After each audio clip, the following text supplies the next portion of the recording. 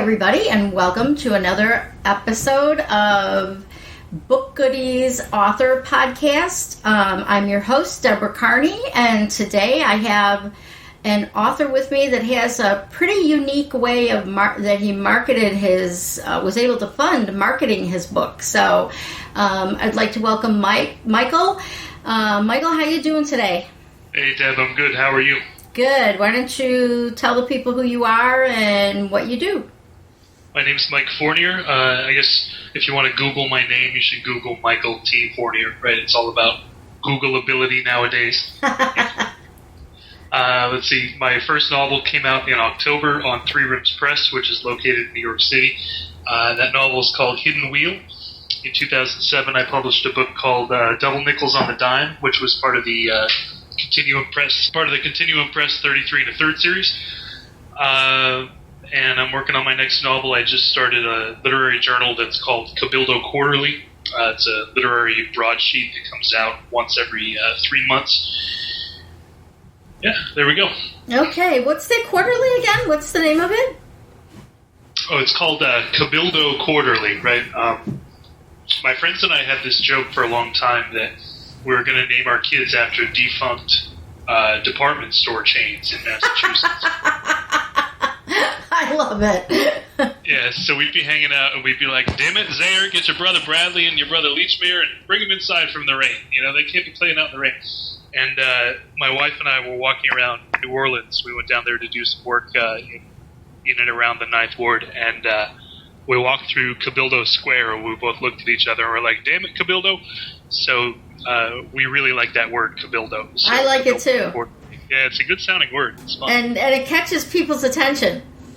Yeah, it's, I think we're one of the, if you search Cabildo, even though I started the journal in May, it's one of the top hits because it's such a weird word, which I didn't think of, but it works out. Yep. Sometimes, remember how Google and Yahoo started out? Nobody knew what a Google was. And and then Yahoo was something you yelled at the top of a mountain. It wasn't, an everyday thing. So, all right. Well, now your current book that you're working on, well, actually, how did you get started as an author? What was your trigger? I always wanted to do it since I was little.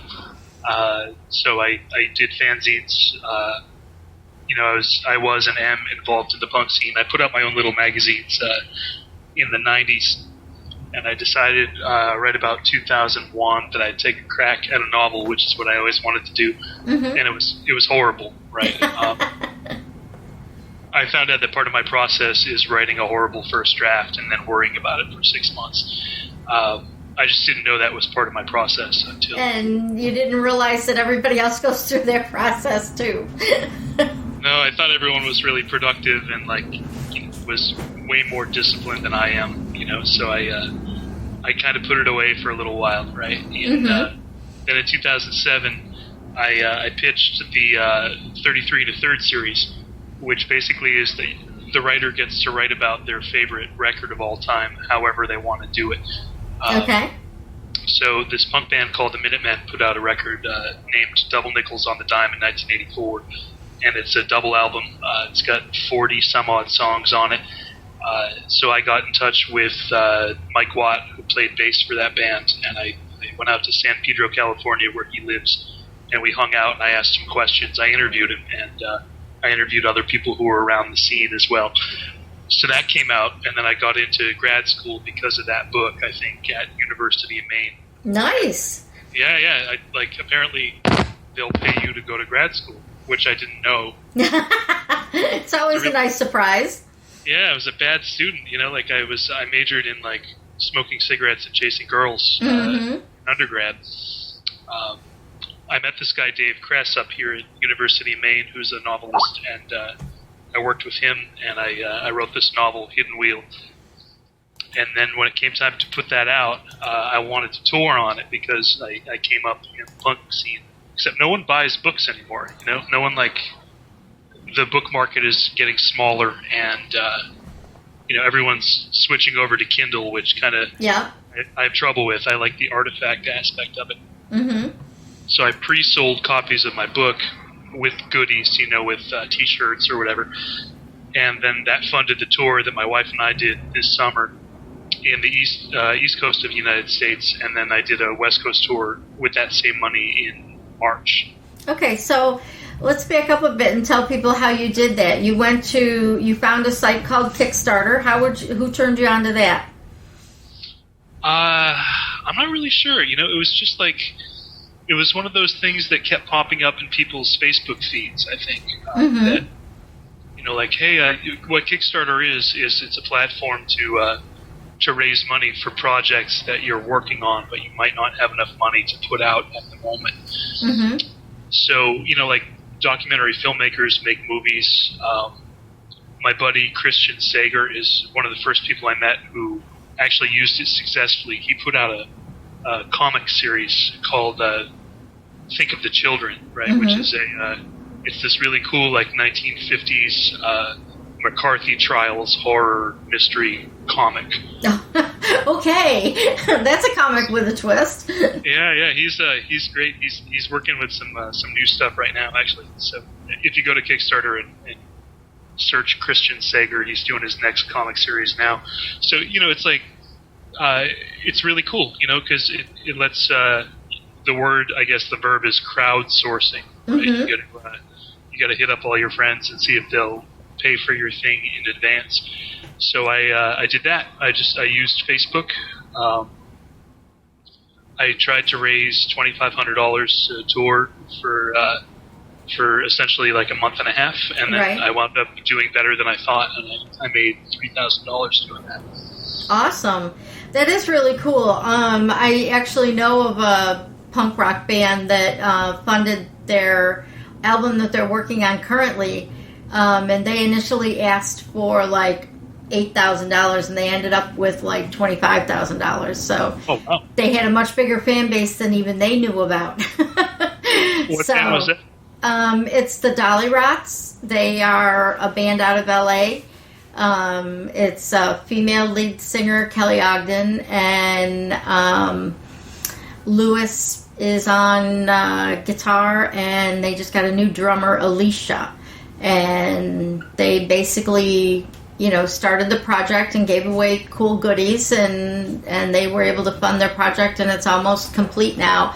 They give us regular updates and little bonus videos and audios. So I like the way Kickstarter allows you to be able to communicate with the people that donated money to you. It isn't just, somebody throws money in and you don't know who they are. They can do it anonymously, but, you give them incentives to donate. So, and the incentives obviously cost less than the amount of money that they donated. Otherwise, it wouldn't be a very good idea. But I did have an author that was turned down by Kickstarter to write a book, and so that's why I like the idea that you used it to fund your book tour. He went on to crowdsource his book himself by putting, buttons on his sponsorships that were available right on his own website. So he did it a different way, and he raised quite a lot of money. But I like that they funded your book tour. That's something that maybe our listeners can, go over there and hop on and see if they can get a tour funded that way as well. Yeah, I think the whole tour aspect of it makes a lot of sense. It's hopefully there's a couple people, 2 or 3 people in every town who will take a chance, or alternately, if you know people in a town, see if you can stay on their futon and then see if they can invite a couple of their friends over, which is how basically I did this tour. Okay. We went to, I'm trying to think if there are any cities that I went to where I didn't actually know anybody. I think Harrisburg, Pennsylvania, I didn't know anybody when I read there. Mm-hmm. But then all the other places, I either had friends or relatives or both. And, my friends were all, and my relatives were all like, oh, this, like, my idiot friend is in town with his wife and, and their books, so come out. So, I met a whole bunch of people, and it was great. And, I made friends, and I got to catch up with everybody. So now the challenge is to, write faster so I can keep touring, so I can keep doing this. Yeah, I like that. So you didn't go to bookstores on this tour. You went and just had home parties. A little bit of both, yeah. Like a Mary Kay of a book tour. It's, I think that model makes a lot of sense. Yep. Because if you come to a town, like if you go visit your friends in, Boise or something like that, your friends will be like, oh, you're in town, let's have a party. Mm-hmm. It's like that just with books or, with paintings or with a band if the neighbors are cool or whatever. Mm-hmm. With that said, I read in bookstores in, Brooklyn, right? Book Thug Nation is a really good bookstore in Brooklyn. Aaron Comet Bus, who's a fanzine writer that I love, right? He's one of my favorite writers, co-owns that store, so I read there. Atomic Books in Baltimore was really nice to me in 2007. They continue to be really nice to me now. I read at a bookstore called The Regulator in Durham, North Carolina. But there were some house parties and there were some basements and show spaces and stuff like that as well. And that makes it more fun, I think. Well, yeah, because you're reaching a different audience than who would normally just walk into a store. And you're going to have some people around instead of being... I had one lady tell me that she prefers online book tours to in-person book tours because you'd be sitting there all day and one person would come over and, talk to you because, you just weren't a known entity then. That sounds like my experience in Harrisburg. Yeah, one person comes up and, oh, you got a book? Oh, is it free? Here, No, buy it first. The other thing that I heard of people doing that was quite interesting was doing a book tour for an electronic book. Now, I understand that you prefer print books, and there still are a lot of people that do. But I was like, how do you do a book tour for an electronic book? And what they did is they signed a card, and the card had the QR code to go buy the book. So that's a good idea. You got the signature, and they had no physical anything, and they did it at a library, which is nice because it doesn't take up much space, and there's no cash changing hands, and you can do it anywhere. That's a really good idea. I was hoping that I recorded an audiobook, mm-hmm. And I was hoping that I would have all that material edited down by the time I went on tour, but mm-hmm. I ran out of time, Right. With that said, though, I think that's a really cool idea to tour the ebook. I think a lot of authors are converting their stuff over to ebooks now, so that would give people a chance to kind of do like the greatest hits tour with their older books. Yep, I think that's a great idea. And I still have a lot of feedback from people, and of course there's the independent bookstores all over the country that don't want everybody going to ebooks. There are still a large number of people that still want to hold a physical book in their hand. And my philosophy is that I'm a photographer, so I have photography books, which are all full color. Now, in the past, to print a full color book costs a lot of money. It would be like $50 for a 20-page book. And with the advent of the color Kindle and the Nook and all of the Kindle apps that people can put on their computers, I offer the books as both a Kindle book and a print book, and then that way if they buy the Kindle book and they decide they like it enough that they want the print book, they have the best of both worlds. Yeah, that makes sense. Discord Records is this record label out of Washington, D.C. that's been putting out all these punk records for years. And in the 80s and 90s, the record industry started converting over from vinyl first to cassette and then to compact disc. Right. And the guy, Ian MacKay, who owns that label, has always said, if people want this format, that format should be made available, even if it's not. Yep, exactly. Even if, vinyl's better, So my publisher is working on formatting an ebook for me that's going to include music clips from my band as well. So you touch a keyword and pop-up videos of the band show up and play for you. So, that's really exciting. Do you know where he's going to publish it through?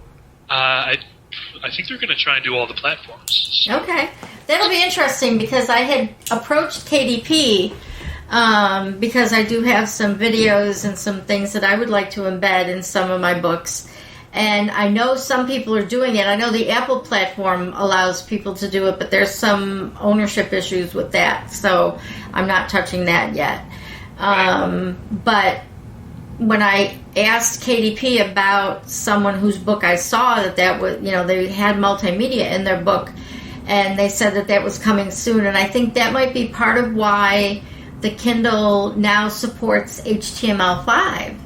Oh, okay. That makes sense. That suddenly does make sense. I wasn't sure what the advantages would be, and now I think those are the advantages are going to be that you can embed audio and video into a text document. It's going to be really fun. Yeah. I can't wait to hear yours. That one, I'll be first in line to get one of those. Thank you. In my book, there's a fictional punk band from the 80s called Dead Trend. I invented the town. And then I invented all the bands from that town. Mm-hmm. So Dead Trend started in 1986. So like every punk band in 1986, they're singing about like hating Reagan and Chernobyl and all those 80s tropes, I guess. Mm-hmm. So last summer, some friends and I started that band, and I wrote all the songs as if it was 1986. Nice. So we play all these like "We Hate Reagan," Chernobyl happened, and we're sad about that. The Challenger blew up songs, and we recorded a record, as it turns out, and we continue to play, but we're always 25 years behind. So now it's 87, so we're doing like Noriega and Iran-Contra and stuff like that. And is your audio available on like Amazon or anywhere, or you only have your own versions of it available on vinyl or CD? There's a label in Baltimore that's going to put out a 7-inch single sometime soon, and then Dead Trend is the name of the band, so it's deadtrend.bandcamp.com. You can get our single, our 7-song, 7-minute-long single. Okay, say that again. Dead Trend. Deadtrend.bandcamp.com. Bandcamp. Okay. So Lunch Lady is the hot summer jam of 2012. Nice. I'm writing this down, but after our podcast, if you could send me some links to that, I'll make sure they get in the show notes. That'll be fun because, one thing about us creative people is that we're not only creative in one way. A lot of writers can do a lot more than just write. And I don't want to say that in a negative way, that just writing isn't enough. But, like I have friends that are photographers, and I expected their first book to be a photography book, and their first book was a poetry book. And I'm like, but you're an analytics guy. How do you write poetry? You, overanalyze, everything. And where did this come out of your head? So the idea of being able to blend music and video or whatever into books, I think, is what's going to set the electronic books apart from the print books. Because now you have something you can do that you can't do in a print book. Right, yeah, and just from the writerly perspective, I get up and make a pot of coffee and chain myself to my desk and bang stuff out every day, and then I keep my wife up to date. She gets kind of the dailies as to what's going on. Mm-hmm. But all that time by myself is offset really well by playing music with people and collaborating. That's really good because that's how you get new ideas. Like you said, you're in the band and you're doing stuff, and all of a sudden you hear in your head the lyrics for a song and also a chapter in the book. So you get to play both sides of the coin. We could say. Are you going to include the lyrics in the book, or is that just available? Will that be available at any point? There's let me think. Some of the song titles are in the book, and if you download the record, I did a lyric sheet. Okay. There's a fake shout-out list, I went through and I picked out all these bands from 1986 that Dead Trend supposedly played with. In the book, there's some fake show flyers as well. So, they play with like Nice. Operation Ivy and stuff like that. So, Nice. yeah, it's a fun time. I like to hear from authors that have fun with what they're doing and that stretch themselves out of the box. On the Food Network this year, there's a show, the next Food Network star, and there is a young man that's, I don't know, probably 21 or 22. I don't pay attention to the bios that much. I just know he's the youngest one on the show. And one of the comments last week on what he prepared for a dish, one of the comments was he really thinks outside of the box, and his mentor says, I don't think he knows there is a box. Oh, there you go. One of the best Elton Brown quotes ever. I don't think he knows there is a box. So, and that's what authors need to be doing. You need to be pushing the envelope, trying things like Kickstarter that were really... Kickstarter actually was made for bands. I mean, that's how it started, was, for bands to help them get funding. And I like to see that other people are using it for other purposes as well. And, maybe we can stretch the boundaries a little bit and, which you've done. I think one of the benefits of Kickstarter and, crowdsourcing in general is that, everybody has a project at this point, and because of Facebook and because of Twitter and all the social media platforms, everyone has a chance to have their voice out there. So everyone's voice gets lost in sort of the cacophony of voices. Yep. So with Kickstarter, having a deadline and a monetary goal made things, I think, maybe a little bit more urgent than they might have been otherwise. Because if it was just like, hey guys, I put this book out, my friends would have been like, oh, that's nice, I'll pick it up eventually. Yeah. But like, hey, I have 30 days to raise this money, kind of ups the stakes a little bit. Mm-hmm. Well, and the other thing too is you're guaranteeing yourself an audience. Everybody who's invested in you, they're going to get a copy of the book. They're going to get some perk, based on their sponsorship level. But then they're going to be feeling like they were a part of the process, and then they're going to go be your evangelist, talking to their friends and selling your book to other people and saying, hey, how cool is Michael for what he did, and you ought to read his book. It's really cool. And, we got the sneak peeks, and there's going to be music on this book. Can you imagine? So... Oh my God, I just had a thought. I read the Steven Tyler autobiography. Uh-huh. And if he had put music clips into that book, it would have been even more wild than it already was.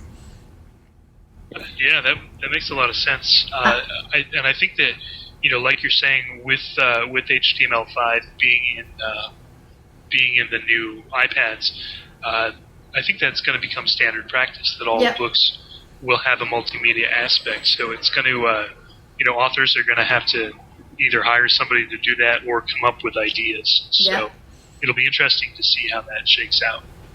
What's really cool about the age that we live in, I know we've got economic challenges and whatever, but my main industry is the affiliate marketing industry, which has only been around for, 15 to 18 years. And what we're seeing now with the book publishing business is kind of the same thing.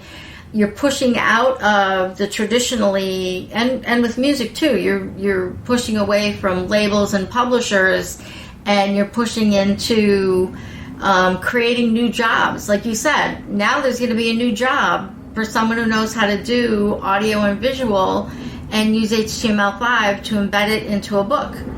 So we're actually creating jobs out of a need and out of new technology that's out there.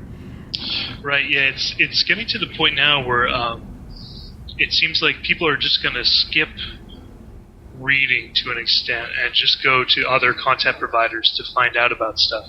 I'm noticing that with record criticism. Like, I meet these kids at parties that want to tell me about like some obscure noise rock band or something. They want to talk about like Swans or something like this.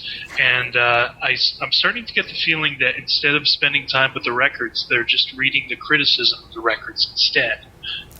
That's an interesting point.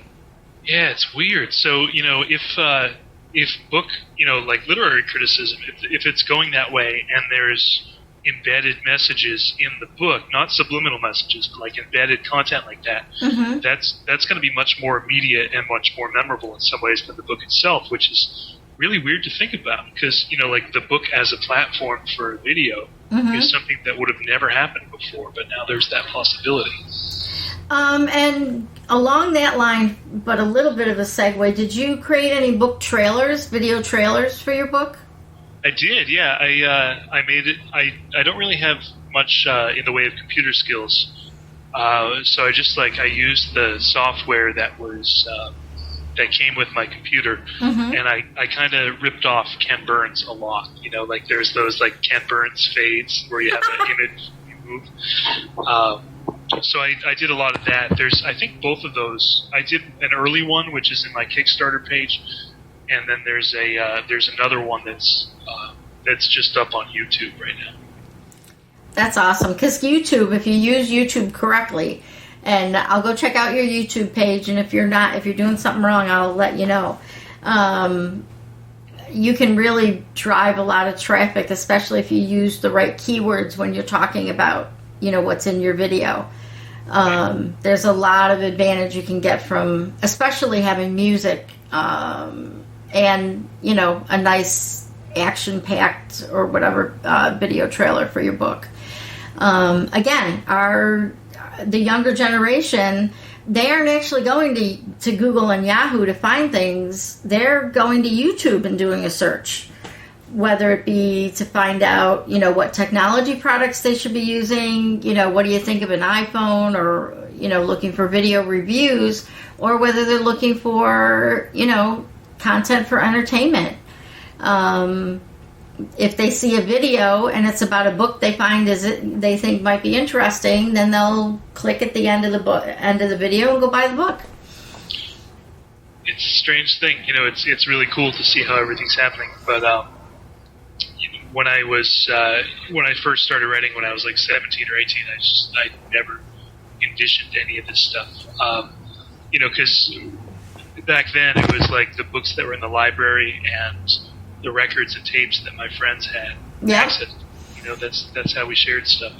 So with the journal, right, with the Cabildo Quarterly, it's one page, it's 11 by 17. So I can print up 1,000 of those for like $100 and then just leave them places, Yeah. Because I was always really smitten with like the discovery aspect of digging and sort of finding authors or finding bands. So I want to. Oh yeah. Yeah, that physical artifact thing I think is really important. So I got the idea from a guy named Todd Dills who lives in Nashville. He does a journal called The Second Hand. And he just leaves his journal places, and if you happen to find it, you can put it in your bathroom and read it, and, because that's what broadsheets are for, they're to be read in the bathroom. So I'm just ripping off his idea with his blessing, basically. I might be ripping off that idea, too. Yeah, get some photos and just leave them places. Yeah, I love it. Well, and funny story, I know people that have worked in the subway system in New York City, and they just kind of happen to, leave their business cards laying around on the seats of the train. There's a guy in Williamsburg named Leviticus who does these paintings, and he just leaves them places. Wow. The whole painting? Wow. Yeah. I'm not sure if he's still doing it now, but years ago he was. And, people would take his stuff home and be like, check it out, I've got a Leviticus. Wow. That would be, I'd be like, somebody left a painting here. Should we turn it into the lost and found, or what should we do with it? Those are all great ideas. All right, so if you had advice for someone who was just getting started as an author, what would you recommend that they do? What's your advice for them? My advice is to read as widely as possible. Don't pigeonhole your reading habits into postmodern, European, blah, blah, blah, or whatever. Read, magazines, newspapers, cereal boxes, classics, trash. Read everything, and whatever's supposed to stick out of everything will stick. And it's okay to be influenced by people. It's when you're starting off, it's okay to rip off people. It's okay to write a short story that you're trying to sound like Kurt Vonnegut or whoever. It's probably not going to be a good story, but whatever's supposed to stick from that person's style will wind up sticking. You have to keep the same hours. It's like try and write 5 or 6 days a week at the same time every day. Even if nothing is coming out, sit at your desk. Have a computer that's not hooked up to the internet because it's impossible to work. I think that's the best advice ever. Yeah, it's so you can get if you go down to Salvation Army, you can get a desktop computer that doesn't have an internet hookup for $20 or $30, and wow. You get work done that way. Yeah. Right? And find the people who aren't jealous of what you're doing and listen to their criticism. That's another good point. Do you work with any critique groups, or do you just have family and friends, or? Right now, I have a small network of people I show stuff to. Okay. When I was in grad school, I was doing an MA at University Maine. Sometimes people have agendas, and yep. Sometimes people want to because of the work you're doing or the work that they're not doing. Sometimes people's vanities get in the way of your work if you let them. So just don't let them. Right. That's great advice. Make sure that the person that's giving you advice doesn't have an ulterior motive. Right. And I think that now, as part of your group of people that you show your work to, are some of them not writers? Because I'm thinking that, well, like with some of the early things that I did, I showed them to people that weren't family but were friends, but that had no, they were not involved in writing in any way. And I just wanted them to see if they enjoyed it. I think it's only within the past couple of years that I've met people, are writing at kind of the same level as me. People who are peers of mine instead of friends who don't write or friends who write way above my head. Okay. It helps to have peers, but at the same time, one of my buddies is a crossword puzzle constructor, and he knows words pretty well, so I show him stuff. And I have friends who are musicians, and they, musicians tend to produce at a much more rapid pace than writers do because of the nature of the work. I think it helps to have people from all different disciplines. If you're just, again, if you're only reading 20th century, French modernism, you're going to get sort of penned in. And if you only show your work to writers, you're going to get penned in also. Yeah, because they'll be looking at it from their viewpoint instead of from the average reader's viewpoint. So, yeah.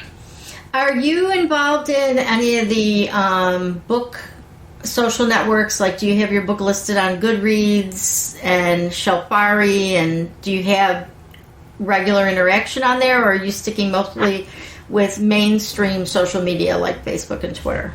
I had a Goodreads account that I neglected for a number of years, which was really dumb. I think that's a really good way to get in touch with people who are reading your stuff, so I've started that up again.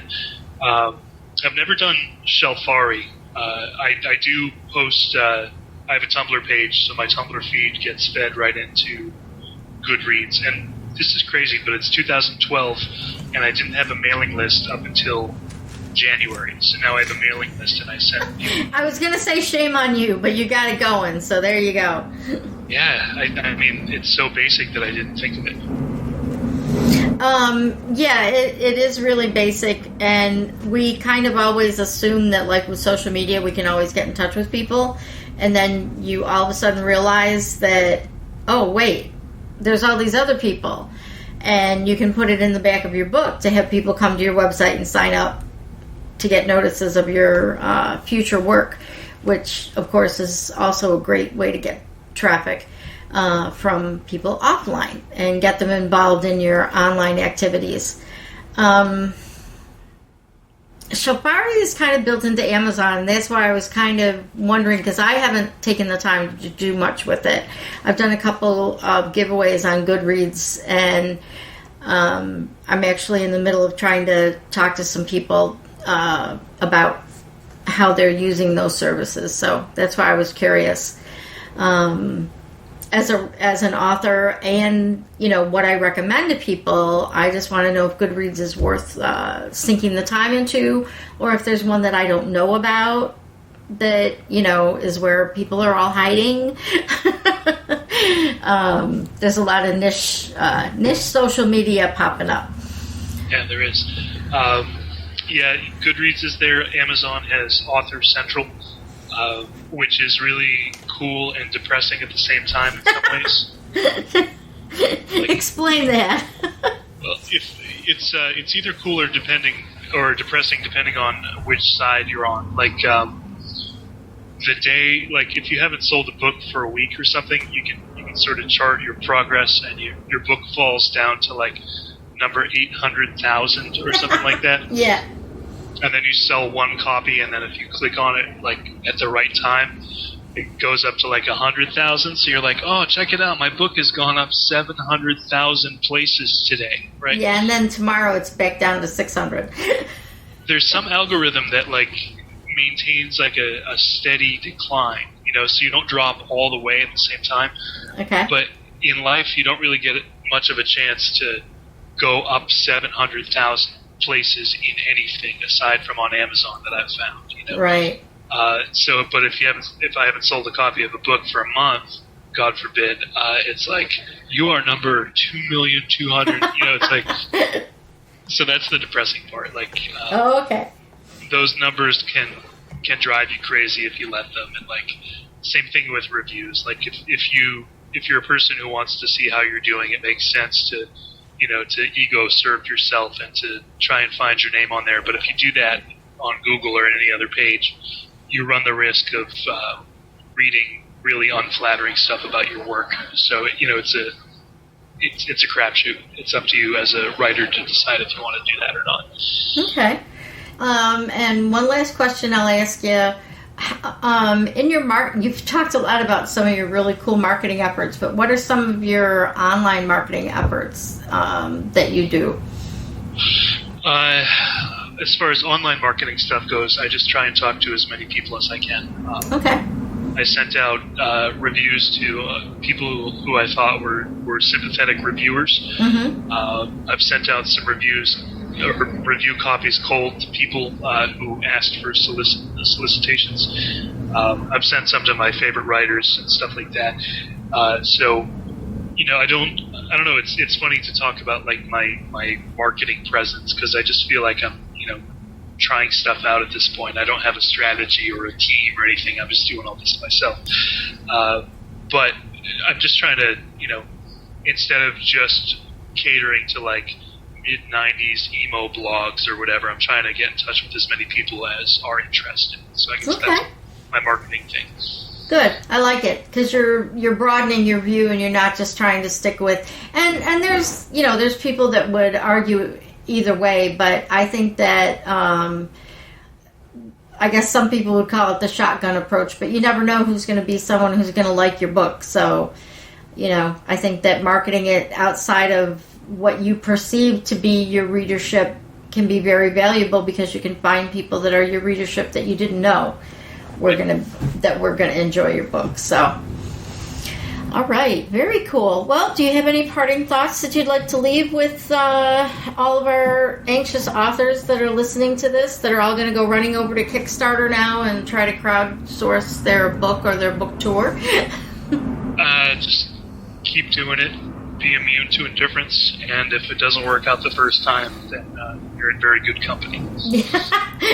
Don't worry if your first draft is horrible, because even Stephen King got turned down a whole lot before. That's part of the process, yeah. Yep, right. It's part of the process of getting better. Be open to communication, and don't worry about the box. Think that don't try and write inside the box. All right. Well, where can people find you on the internet? A lot of our people listen to us via podcatchers, and they don't actually see the show notes right away. So why don't you tell them where they can find you and your books? All right. So my novel Hidden Wheel is available through threeroomspress.com. Double Nickels on the Dime is part of the 33 and a Third series. David and John Mark run a really good blog, which is 33third.blogspot.com. That's got news on the series. I have michaeltfournier.tumblr.com, and I have cabildoquarterly.tumblr.com. That's my literary journal. You can go to that page for submissions.